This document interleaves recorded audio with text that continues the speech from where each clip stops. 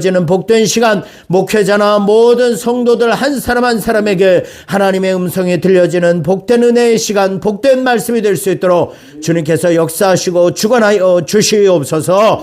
하나님 아버지, 오늘 말씀을 전하는 자에게 하나님 성령의 권능을 더딥혀 주시고 하나님이 기뻐하시는 말씀, 오직 하나님의 뜻만 증거할 수 있는 그러한 사명자로 쓰임받을 수 있도록 은혜 베풀어 주시고, 하나님 우리 장로님도 날마다 하나님 그 삶 가운데 하나님을 기쁘시게 하며 하나님의 영광을 위하여 끝까지 하나님 아버지의 나라를 위하여 충성봉사하는 하나님 아버지 헌신된 믿음의 백성으로 세워주시며 하나님이 영광 받으시는 복된 인생의 삶이 될 수 있도록 은혜 베풀어 주시옵소서. 하나님 아버지, 또한 특별히 이 시간에 함께 모인 자들뿐만이 아니라 함께하지 못한 우리 덕화교회 식구들 어디에 있든지 간에 이 시간 역사하시는 하나님의 역사가 그들의 처소에서 역사하여 주시고 그들의 삶 속에 간섭하시는 하나님의 은혜를 풍성히 공유하고 느끼며 하나님은 경험하는 은혜의 시간이 될 수 있도록 역사하시고 인도하여 주시옵소서. 하나님 아버지, 특별히 오늘 저녁에는 우리 하나님이 사랑하시는 신현묵 하나님 아버지 형제를 위해서 기도합니다. 아버지 하나님 은혜를 베풀어 주시고 역사하여 주시어서 바로 이때 하나님의 살아계심을 경험하게 하시고 하나님의 영광이 나타나게 하여 주시며 그 영혼의 구원의 역사가 일어나게 하시고 그 모든 불리한 상황들을 통하여서 그 가정의 구원의 역사가 일어나는 위대한 믿음의 역사, 구원의 역사, 하나님의 회복과 치료의 역사, 하나님의 살아계심이 드러나는 그러한 절체절명의 순간이 이 시간이 될 수 있도록 주님께서 간섭하시고 역사하시고 인도하여 주시옵소서. 하나님 아버지, 마치는 시간까지 하나님께서 함께 하시기를 간절히 소망하며 살아계신 우리 주 예수 그리스도 이름으로 기도드리옵나이다. 아멘. 아멘. 하나님의 말씀 보겠습니다. 하나님의 말씀 데살로니가전서 5장 16절로 18절까지 말씀입니다. 데살로니가전서 5장 16절로 18절까지 말씀.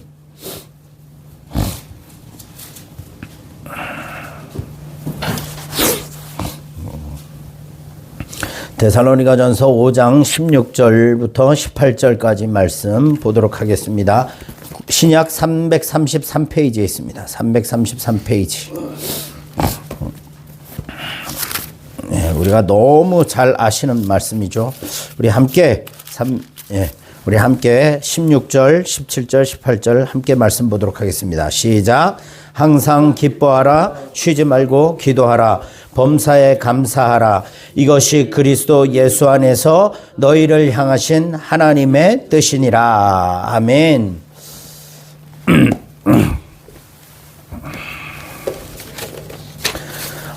유명한 영화, 만화 영화지만 유명한 영화가 있습니다. 그 영화에 보면 이런 이제 그 영화 속에 대사가 이런 대사가 있습니다. 무슨 대사가 있냐면, 역경을 딛고 피어난 꽃이 세상에서 가장 희귀하고 아름답다. 예. 역경을 딛고 피어난 꽃이 세상에서 가장 희귀하고 아름답다. 여러분, 척박한 환경 속에서 피어난 꽃이요, 더 아름답게 느껴지는 이유. 이른 봄에 우리나라에서 가장 먼저 이 지역에서 가장 먼저 피는 꽃이 뭡니까? 이른 봄에 추위가 아직 다 가시기 전에. 그죠? 개나리하고 진달래, 진달래도 피고. 그걸 보면서 개나리가 사실 있잖아요. 여름에 피어나면 별로 볼 게 없습니다. 단 그 이름만 보더라도 개차가 붙은 게 사실은 그렇게 이쁜 꽃들은 아니거든요. 그런데 개나리나 어쨌든 초봄에 그 높은 고산지대, 뭐 히말라야가 아니라 알프스 고산지대에 가면 솜다리, 에델바이스라고 하죠, 그죠? 그런 꽃들은 보면 너무 신기하고, 어떻게 이 추운 상황에서도, 이 척박한 환경에서도 꽃이 피어날 수 있을까? 그런데 여러분, 그런 척박한 환경에서 피어난 꽃들을 볼 때마다 아름답다라고 드는 이유가 뭘까요? 그런 이유는 단순히 겉모습이 피어난 꽃이 예쁘기 때문만은 아니죠. 그죠? 그 뭐냐? 그 속에 들어있는 정말 치열한 생명력 때문입니다. 치열한 생명력. 물 한 방울, 볕 한 줌, 한 볕이, 그 태양볕이 그렇게 한여름 태양볕처럼 꽃이 봄 햇살처럼 그렇게 따뜻한 햇살이 아님에도 불구하고 그 짧은 태양볕, 겨울의 짧은 태양볕임에도 불구하고 귀중한 꽃이 피어나기 위해서 어떻게 되는 거예요? 뿌리가 그 추위를 견뎌내고 물을 빨아들여서 그리고 그 얼음 위에 그 눈 위에 아름다운 꽃을 피어냈을 때 치열한 그 생명력을 보면서 우리는 아름답다라고 말하는 거죠. 그죠? 아름답다. 만일 온 천지가 다 꽃밭이면 그 중에서 피어난 그냥 하나의 꽃을 보고 눈에 띄게 예쁘다, 아름답다라고 보기는 쉽지 않을 거예요. 그죠? 자, 그런 다음에 또 뭐냐면요. 주변에 황량하고 거친 풍경과 대비해서 너무 그것이 색채가 너무 선명하게 환하게 드러나기 때문에 그 꽃이 훨씬 이쁘다라고 생각이 드는 거죠. 그리고는 도저히 생명이 살 수 없는 것 그 같은 곳에서도 그럼에도 불구하고 살아나서 꽃을 피우는 그 고귀함, 존귀함, 강렬함, 그것을 통해서 강력한 생명력, 그것을 통해서 그 꽃이 아름답게 다른 꽃들보다 아름답게 느껴지는 거죠. 여러분, 오늘 우리가 읽은 데살로니가전서 5장 16절로부터 이 구절입니다. 12절부터 쭉 보시면 우리가 잘 아는 말씀이죠. 항상 기뻐하라, 쉬지 말고 기도하라, 범사에 감사하라. 이거 우리가 늘 쉽게 암송하고 쉽게 너무나 잘 알고 있는 말씀이죠. 그런데요, 이 말씀이 쓰여진 시대적 배경을 보게 되면요, 이것이 결코 평범하지 않은 고백이라는 거죠. 도대체 이 배경을 아시면 도대체 사도 바울이라는 사람은 우리에게 뭘 요구하는가? 우리에게 도대체 일어날 수 없는, 우리가 할 수 없는 일들을 요구하고 있는가? 그렇게 의심이 들 정도로 이 배경이 좋지 않았다는 거죠. 여러분, 데살로니가 교회를 보면요, 당시 보면 사도 바울이요, 데살로니가 지역을 갔습니다. 데살로니가 지역을 갔는데 거기에서 열심히 복음을 전했습니다. 그런데 얼마 있었냐면요, 3주 있었어요. 데살로니가 지역에 3주 있으면서 복음을 전했습니다.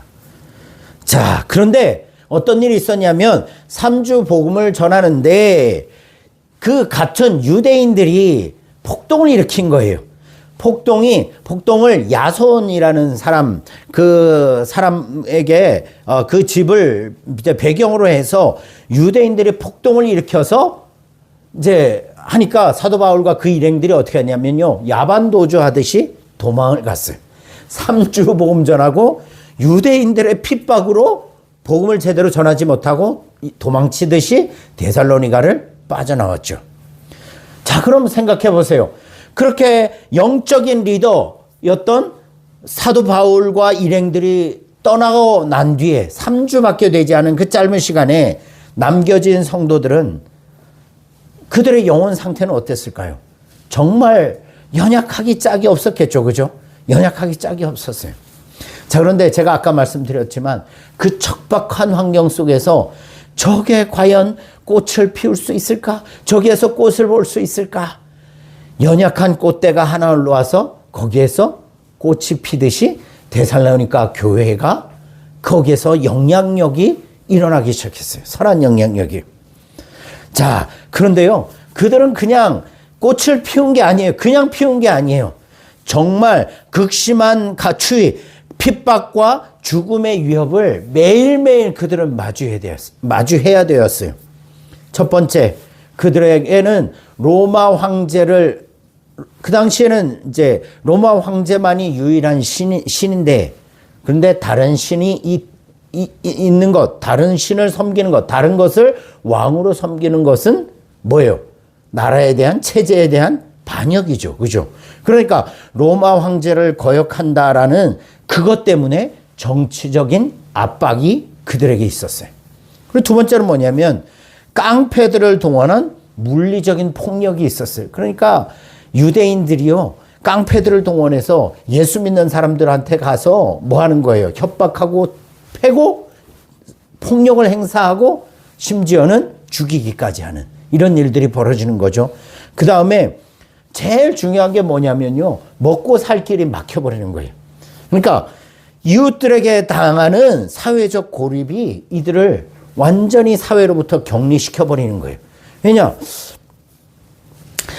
우상에게 드려진 재물을 먹지 않거나 그리고 그들의 상인 조합에 들어가려면 그들과 똑같은 신앙생활을 하지 않고서는 그 생계를 이어갈 수 없는 거죠.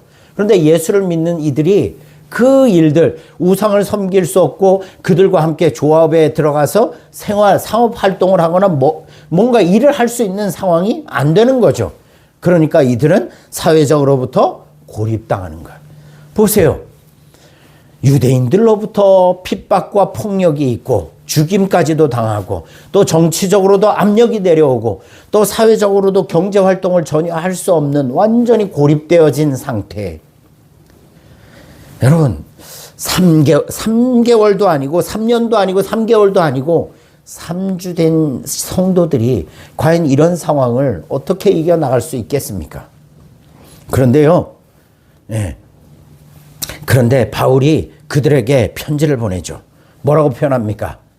12절에 보면 형제들아 우리가 너희에게 구하노니 너희 가운데 수고하고 주 안에서 너희를 다스리며 권하는 자들을 너희가 알고 그들의 역사로 말미암아 사랑 안에서 가장 귀히 여기며 너희끼리 화목하라 라고 시작을 하면서 뭐라고 말합니까? 항상 기뻐하라. 쉬지 말고 기도하라. 범사에 감사하라. 여러분들 같으면 3주 된 신앙을 가지고 과연 이런 상황들을 마주하면 어떻게 하겠어요? 저도 솔직히 자신이 없습니다.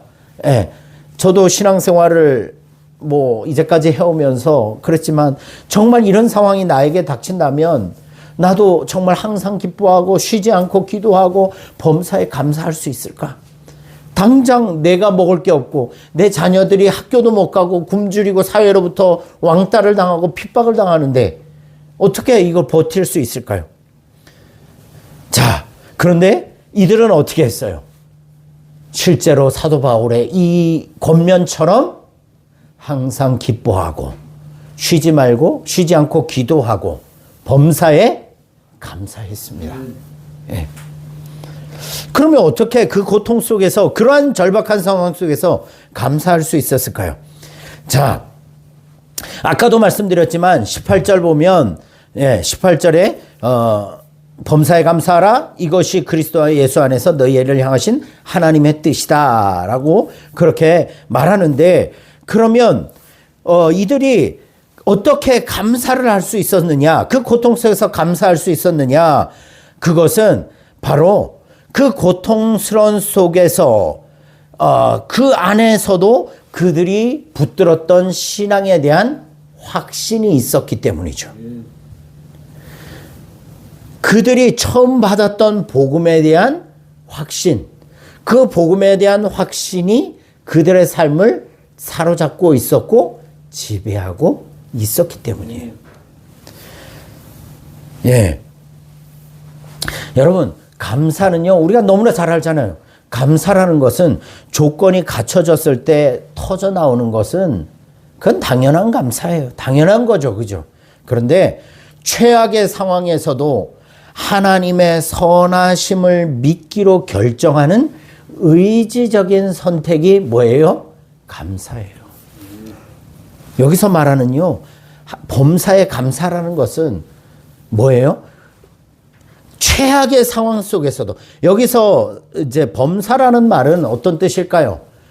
그 환경이 좋은 환경이든 나쁜 환경이든 유익한 환경이든 불리한 환경이든 상관없이 그 지금 주어진 그 환경, 그 속에서 뭐 하라고요?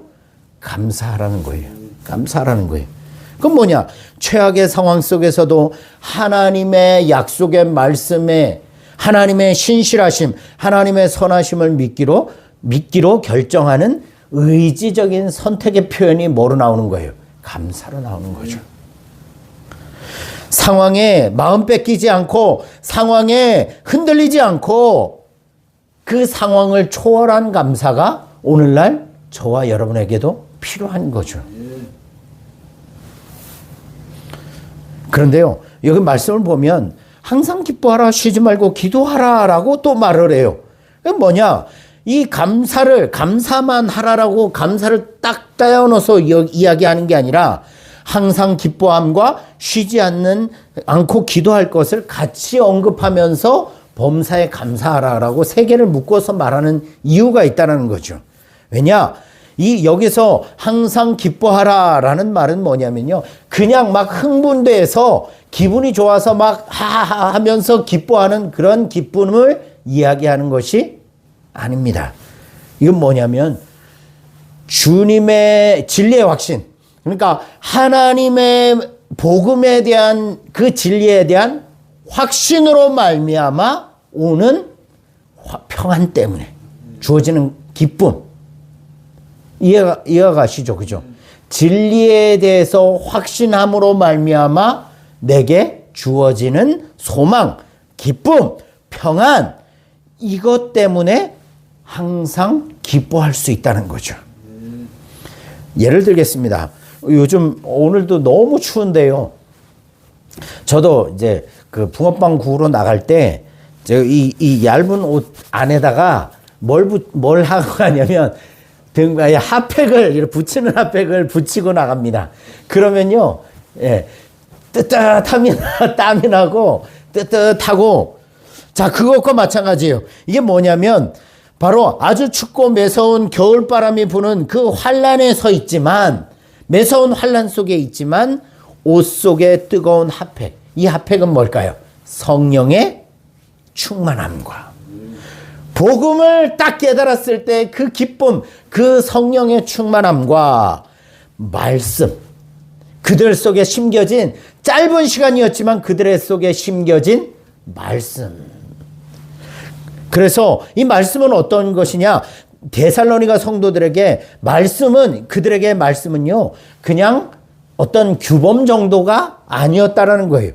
말씀을요, 그대로 받아들였다는 거예요. 하나님의 말씀을요, 그것이 바로 저 하늘에 계신 하나님이 지금 나에게 주시는 하나님의 음성으로 듣고 어떻게 하는 거예요? 그 말씀을 붙잡았다는 거예요. 자, 내가 당장 왕따를 당하고 당장 핍박을 당하고 내가 지금 당장 죽임을 당한다고 할지라도 하나님의 그 약속의 말씀이 사실이다. 나는 그 약속의 말씀을 믿는다. 그 확신. 그러니까 그 확신이 있으니까 뭐가 있는 거예요? 마음속에 평안이 있는 거죠. 평안이 있으니까 기뻐할 수 있는 거예요.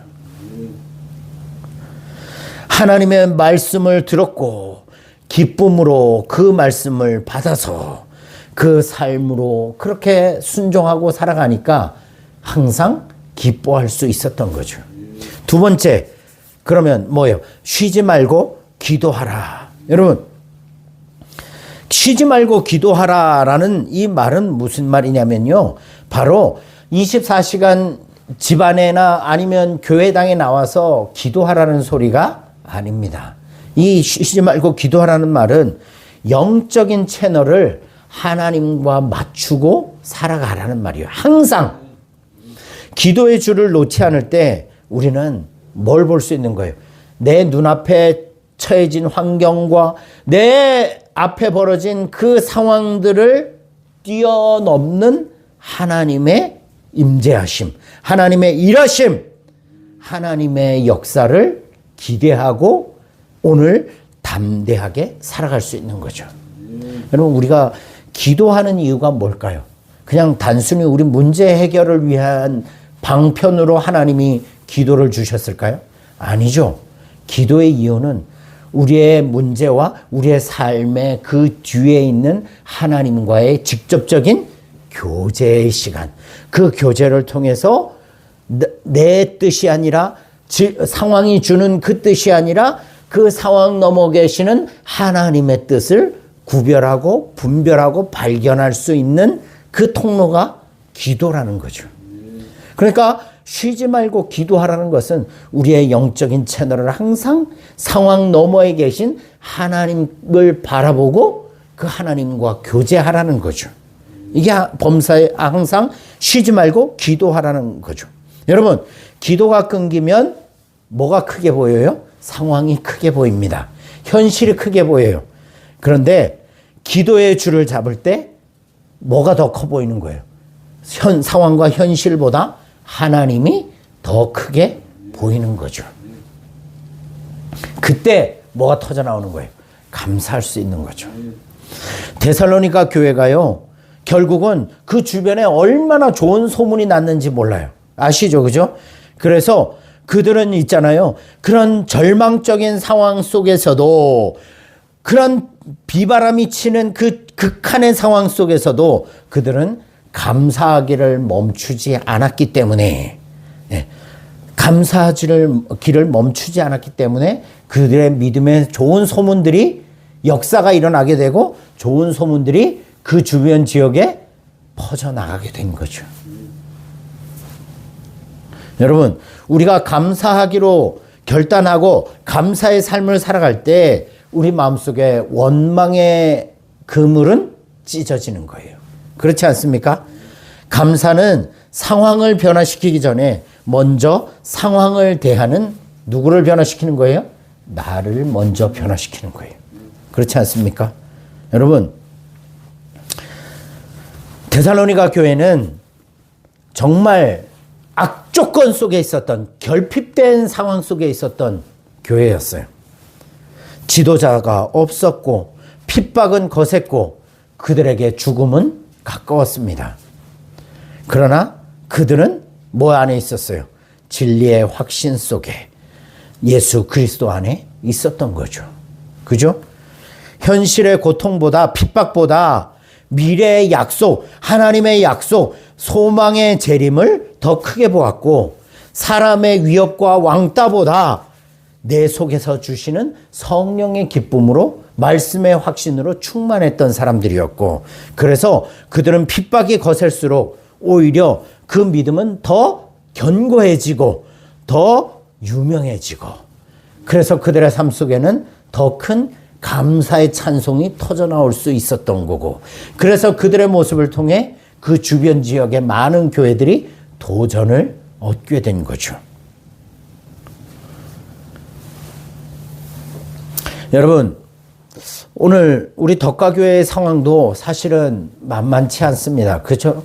우리 덕가교회의 현실과 상황들, 지금 처한 상황들을 보시면 사실은 감사할 일이 얼마나 되겠습니까? 기뻐할 일이 얼마나 되겠습니까? 오히려 불리한 게 훨씬 많잖아요. 저는 저 사볼 지나고 사볼 쪽으로 해서 이렇게 시내에 나갈 때마다, 아까도 그쪽으로 해서 지나가면서 보는데, 거긴 스마트팜이 들어선다고 도로를 그냥 크게 확장하는데, 하나님 도대체 왜 이 동네는 발전이 안 되는 겁니까?